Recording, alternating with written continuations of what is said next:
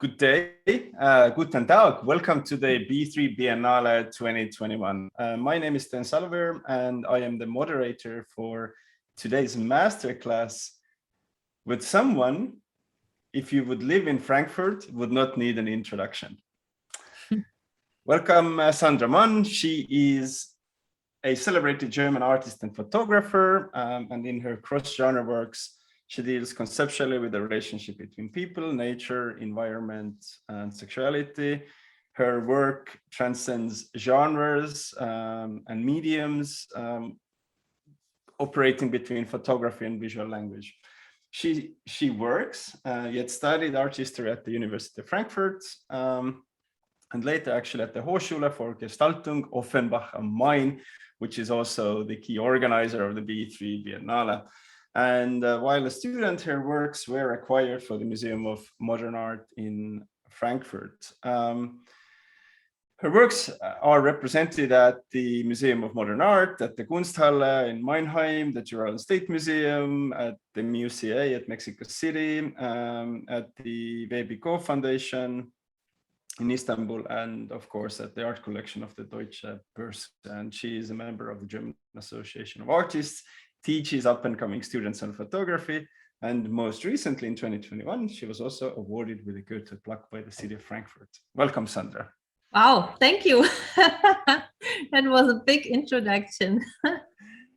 Well, if I may begin our conversation, which is focusing on creativity and boundaries, and I would like to come back to those two subjects, creativity and boundaries, which have been very prevalent in your work as well.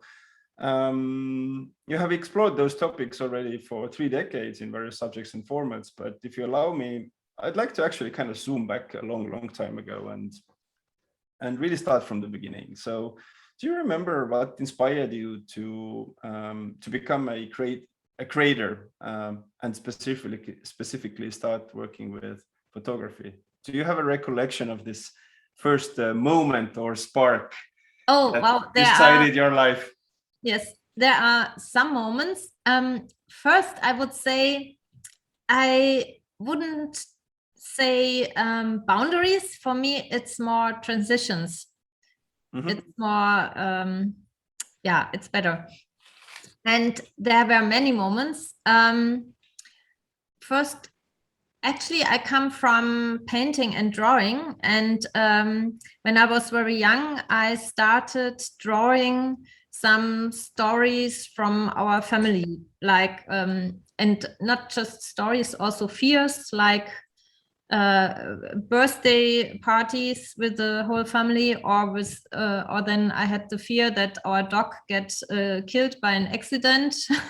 So I draw this, and lucky-wise he didn't, but that was one of the first creative works I remember so far. Yeah. And later, when I started painting and drawing, and I started studying at the HFG, at the University of Art and Design in Offenbach, there was one special moment when one of the teachers, Clemens Mitscher, asked me to come to the photography course to start taking lessons or taking levels over there. And I found a very good possibility to talk about things in photography, and also a faster way than in drawing and painting. Yeah. Why photography? Sorry? Why photography? By photography, from my childhood, I have very less photographs, just 5 in general. And maybe that's the psychological thing why I started taking photographs, because I want to catch every moment. And I worked a lot. I have 600,000 diaslides from this time till 2003. And I kind of record my whole life, or my life since 2003, by diaslides. And it's like a diary. So I always can have a look what was in, I don't know, November 20 in 2001. And yeah, so I photographed almost every day. You started your career and your education in the 90s. And of course, the 90s are it seems a very close past, but already now quite distant, culturally close, but yet very distant. Very pivotal time in Germany. Yeah. Very pivotal time for Frankfurt as well. Your first photos started focusing on your life, but also the day life and the night life. And if you think that Frankfurt was a very interesting hotspot in the 90s with, and also Berlin with the wall coming down, with electronic music, club culture coming in, and it was a big change. How did it touch you? I mean, I was part of the electronic music scene while I was studying, because I worked a lot in clubs and bars at this time, and I met a lot of musicians, like they are now very famous, like Sven Feth or of course, Ricardo Villalobos or Atta, for example. He started a very nice club in Offenbach, the Robert Johnson Club. Which is still one of the pinnacles of electronic music. Yeah, worldwide. He's known worldwide. And now they want to start, after 30 years, Stefan Weil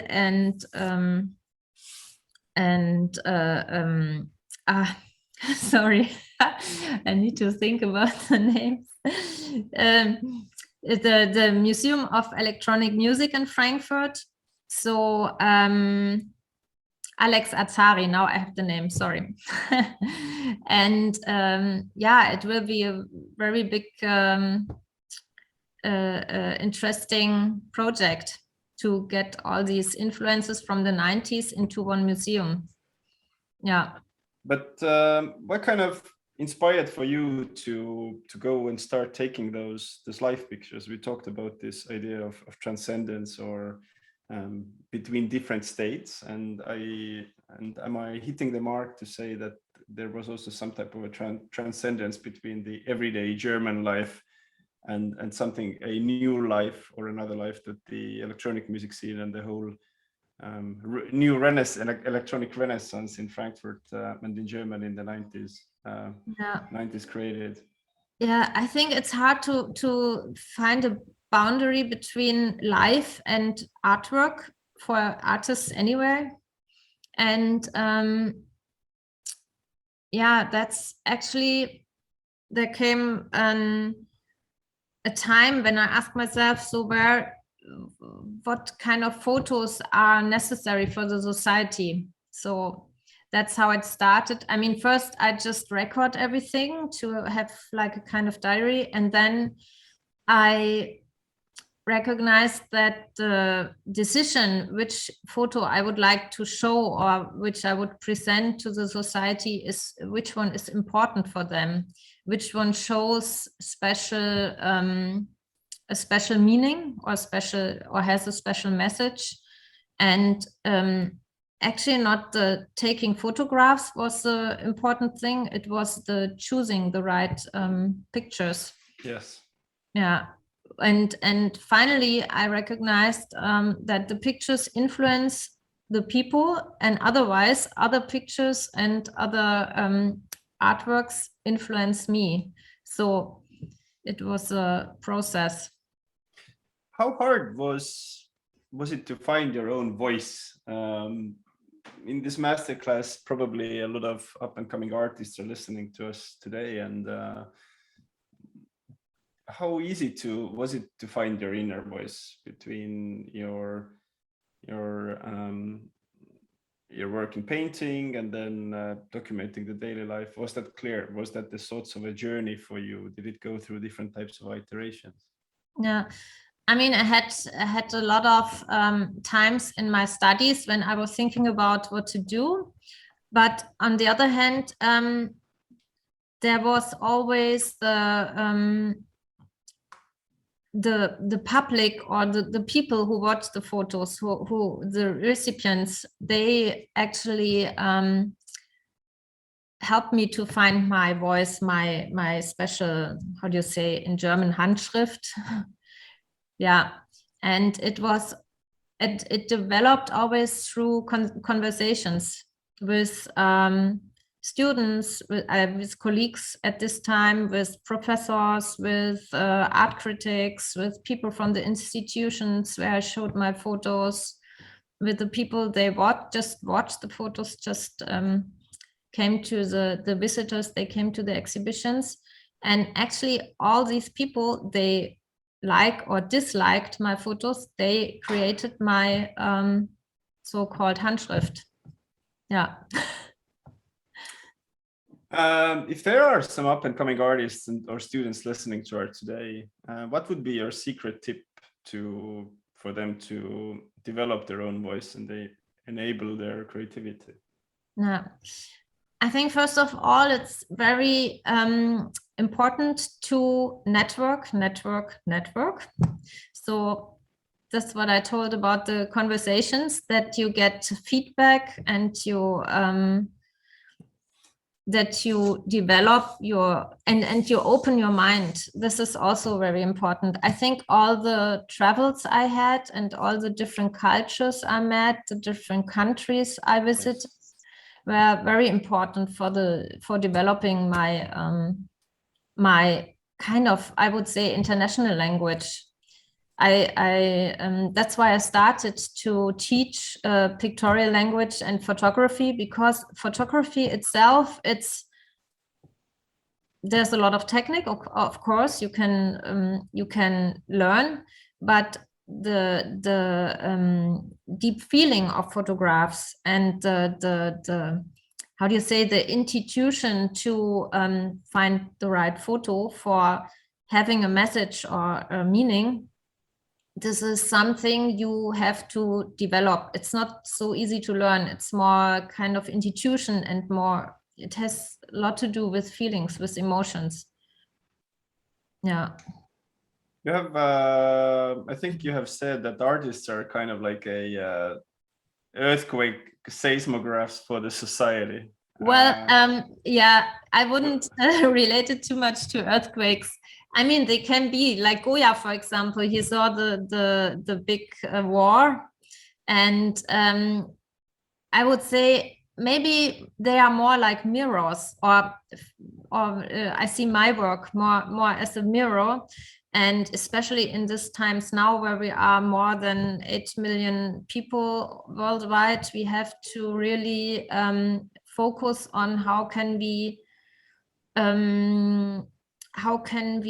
create our environment in a way that we can live with it and in it. And yeah, and I would say, especially for young artists, it's really necessary to develop their work regarding the 17 goals of the UN. What else are you what else are you mirroring right now? What are those important mirror topics besides the environment? Also gender issues, our how we deal with each other, how we deal with the animal world, and how we deal with poverty, the different levels of rich and poor people. Yeah, I think this is necessary to put it on the table. If you now go a little bit deeper dive into your subjects and formats, you said that the transition interests you very much, and we discussed your work in the 90s, where you looked at the club life or the regular life, the nightlife, the day life. But you've also looked at the relationship between like objects of media and objects of art, such as in Love Records or The Expedit, and now mostly the Wildlife Project, which has been the most recent. What interests you in this transition topic?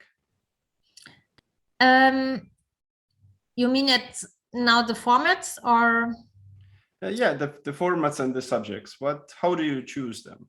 I would say it is, I see it three-dimensional. So you have, for example, you have formats like editions and the size of the photographs, and they always depend on, for example, if you have an exhibition in a museum or if you have a little off space. For me, I intend to have an edition of 5 in 5 sizes, so I'm kind of independent of the location where I show the pictures. And that helped a lot. And finally, I still think about to reduce the edition again, because it's a lot, but I needed the possibility to show it in different locations. On the other hand, there are artists like, I mean, now he's dead. For example, there are many Van Goghs hanging worldwide in living rooms, and so the reducing is always it's always dependent on the market. So it's not so my interest to reduce the edition. It's more important to show, for example, a small format with the photograph which is not so full of details, but with a bigger format you can show also photographs with a lot of details. So it also depends on the content of the photo. How do you start a project? How did I start any project? Or how do you, any project? Through conversation.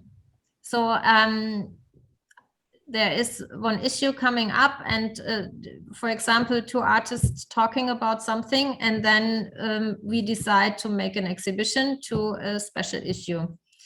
And through traveling, that some people I met or meet people, and we decide to make an exhibition together or make something together. It's always about people. Your most recent travel, I believe, was to Hanoi. Yes, yeah. Well, not the most recent, but one of the recent travels. Yeah, it's very nice. What inspired you out of that trip? A very different cultural context, indeed. Yeah, what was very special for me was the difference inside the whole country. That there is a very how do you say, communist influenced part like Hanoi, and the upper part, it's on the border to China.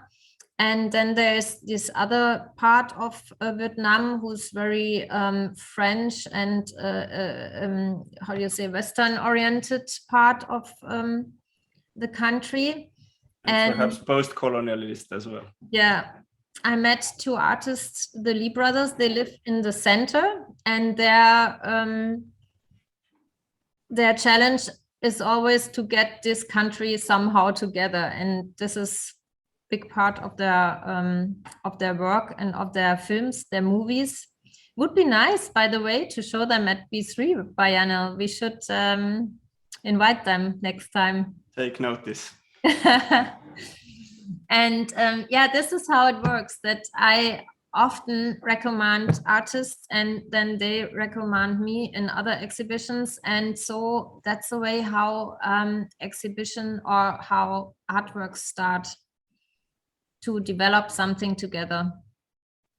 Do you think you are more spontaneous or you're more systematic? For example, the homage you did to Monet was in many ways, it was very systematic in staging that particular motive.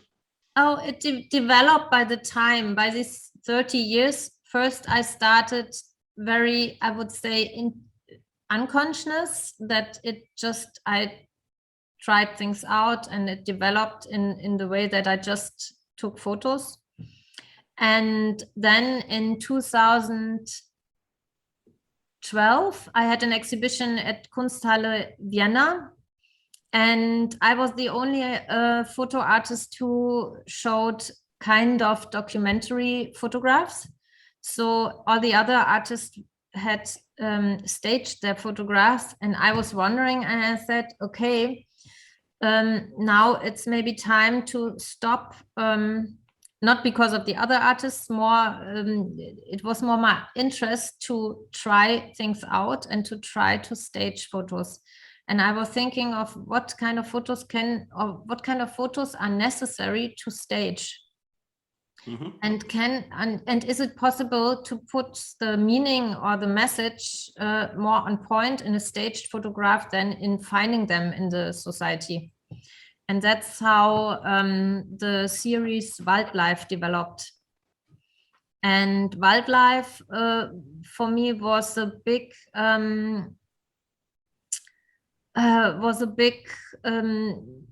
important series, because I put people or things or issues in the forest, and the forest work like a stage. So and almost the force as seen in the many of the works. Yeah, I try to find a frame for all these big issues. They are important for us to also to show this mirror, and always to show we are part of the nature.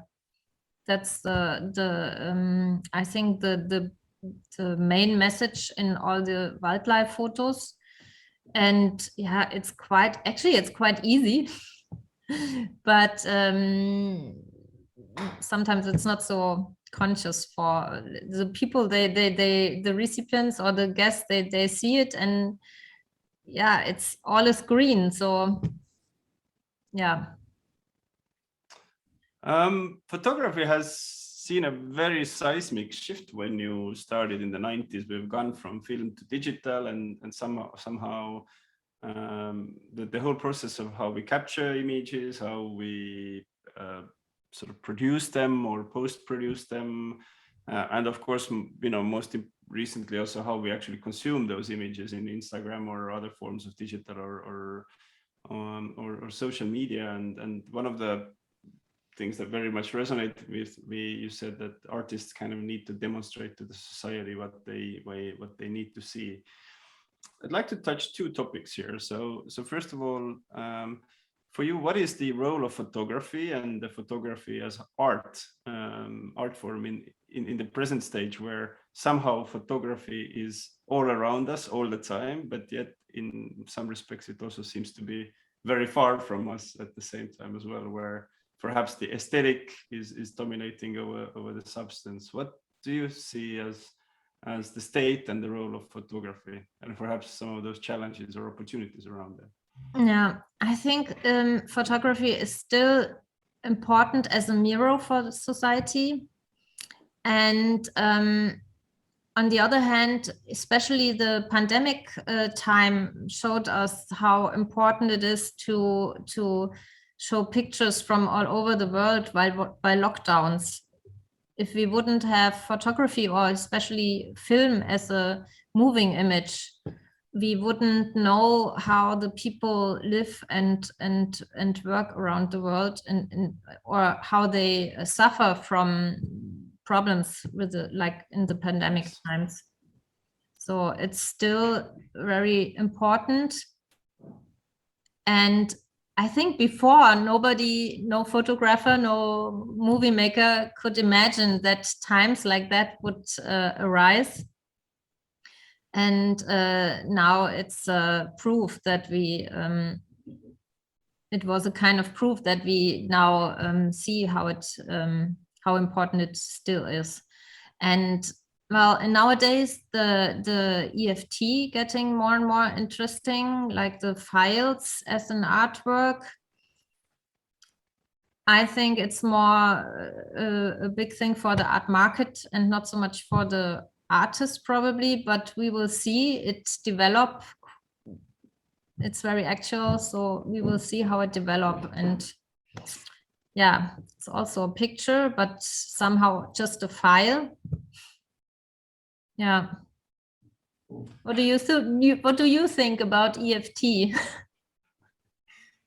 No, it's I think it's an interesting yeah, it's an interesting aspect in a sense that we still want to in a time where we can the question of originality, I guess, is I would say debated in I want to say so the boundaries between originality and collaborativity, the producer and the consumer are pretty much eroding. It's very fascinating to see for me that how as an art market or as a structure we still want to go back to the models that have been always there. That we try to go back to some type of a Walter Benjamin-esque approach where we will take that precious precious uniqueness and put this into into our passage or a closet and then protect it. And I think the movement to NFTs or any other types of digital collectibles is a good sign that we still want, we have not yet transcended as a humanity just post our structures what we have created in the industrial age, whilst in terms of technology we're somewhere completely different. So I think there's sort of two ways of pulling each other apart. But I wanted to touch upon the coming back to this mirror aspect is, if you work with your students and especially documentary photography, what is the essence of the documentary photographer now, where in many ways the reality is here. We are so hyper real that we see the reality. So how do you work with your students? How do you teach them, or how do you encourage them to reflect the reality as documentary photographers? I mean, documentary is always seen as an objective kind of area of the photography field, but I think also documentary is always in the view of the different photographers. So you can tell a very bad accident in a very aesthetic way or in a very cruel and trashy way. So both views are very different and occur to a very different reception of the photograph. And this especially is what I'm teaching. So the language of photography. So every detail, every color, every little aspect in the photograph must be seen and tells a story. So altogether is the whole message. And if it's more dark or more bright or more colorful or more or less colorful, it has a meaning to the to the people they see the photo, and a psychological how do you say, effect, right? Yeah. And that's the main thing which we are dealing with. I think you have remarked, and correct me if I'm wrong, that 80% of your work consists of organizing and marketing, and 20% of your work is actual creative work. To which degree this is true? I mean, in former times it was completely different. It was more 80% creativity, especially in my student times. But now it's you have to organize exhibitions, you have to organize all your emails, they're coming up, you have to organize talks like this here. And for example, this autumn I couldn't make one picture in the forest because I was full of B3 Biennale of exhibition. I have a very nice exhibition in Kunstverein Familie Montes in November. And next year at the University of La Verne in Los Angeles, a big exhibition, and you have to organize the transport and everything. And so this is what is also very important, is if you cannot handle your bookkeeping, your organization, structure, discipline, you have to be sometimes very straight with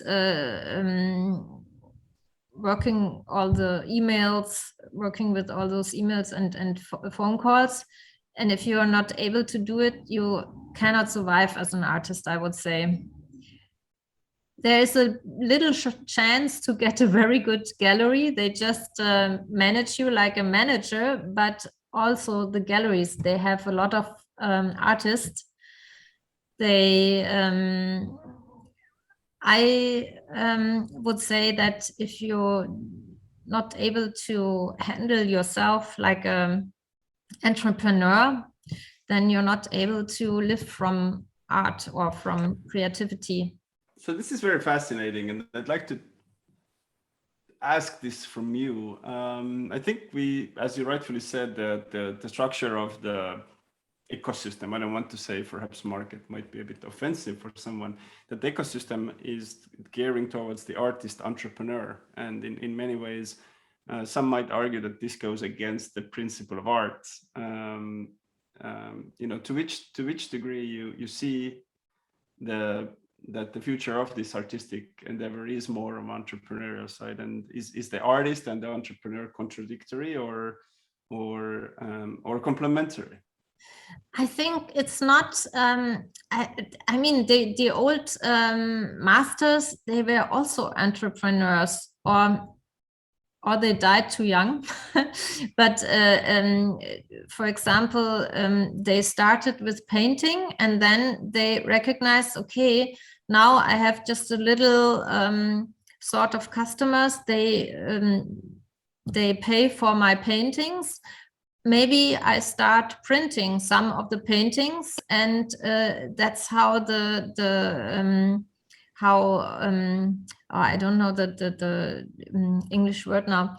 Holzdruck, the wood print, for example. Wood block print. Wood block print, and also it started from the beginning that the artists recognized if they have to produce and to sell their work, and that's it. I mean, of course, there are people like John Cage. He made a music work about where you can hear for 1 minute just the snowflakes falling, but still also he had to live from his art, and a lot of artists, they cannot put it together, or they don't want to put it together, so they are as independent as possible. For me, I always found a way to make both, and I would say as more popular you are or more prominent you get, as more you can as more freedom you have, as more you can develop projects. They are sometimes very expensive, but still necessary for developing something, and there are people, they finance you. But I think the art is sometimes to be still not dependent from those people. They support you, and that needs the strong will and a strong own message. There's a question we have been sent from one of the attendees around the subject of fees. The question is that if a lot of institutions or galleries or festivals don't pay for the exhibition of the film work, does it make sense to release new work for free, or just keep it to yourself? What are your thoughts on this? I would say, yeah, it's actually the same what I said before. If you are if you need marketing in a way as an artist, then you should show your artwork everywhere, or your films or your photographs, and you have to bring it to the public. And if you're prominent enough, you can say, okay, I don't need to. So a lot of things on the career. This actually leads me to the last question, and I wanted to touch upon careers. If you look back into your career of 3+ decades, What are the sort of 3 tips what you would give to young aspiring artists? Like what they should keep in their mind when they go out on the journey of building their artistic and entrepreneurial career? I would say the first thing is conversation. So you need to talk to people, and your people or your network is your home base. And these are the people you should support, and then they support you. Another thing is to try to make as best quality as possible in your work, that you stay straight on your what I said before. For example, these 17 goals of the UN, you the really SDGs. try to work in a sustainable direction. And what else I could say? Yeah, and also be open, travel a lot or talk a lot, and open your mind to other people, and don't think you are better than someone else. We need this to balance our ego. Very important. Yeah, these were the 3 things I would give to students or to other people. People and networks, focus on quality and be open. Yeah. Sandra, thank you so much for... Maybe travel would be also a big part, if possible. And I hope in the future it will be possible again. I think it will be very much possible. Last question. What excites you right now? What excites me right now is to have more time. I try to do less, to have more time to focus on the moment, not on the future. Sandra, thank you so much for joining us today for this masterclass. I think we should all take more time to focus on the now and not worry too much about the past and the future. Thank you for joining the B3 Biennale Masterclass. Best of luck to the new artistic projects. And for the audience, please go see the Biennale, both virtually and on site in Frankfurt. Thank you very much. Thank you, Stan.